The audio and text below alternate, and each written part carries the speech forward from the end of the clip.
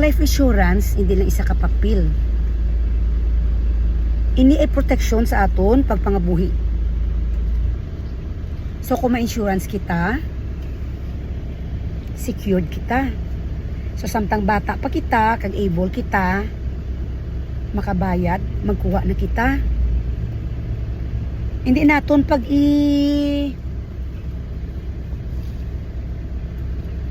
priority ang mga pulos. Ang hindi naton needs. Kung once malang naton, hindi naton pagbaklon ang needs ng aton pasulubihon.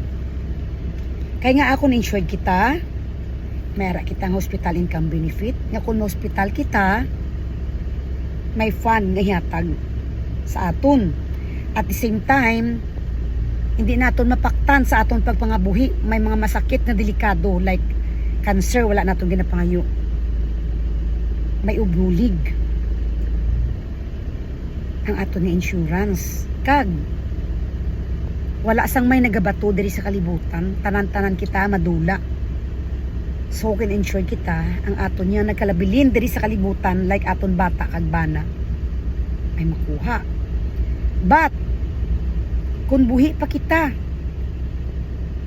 asa sa 88, may makuha kita nga fund value projected. Pwede siya magtaas, pwede magdako, o pwede magnubo. Depende sa stock market kay gini-invest ang kwarta. So ano pang ginaulat naton sa mga viewers dira? Kay kung bata pa kita, affordable gid, tama lang kagamay ang balaydan.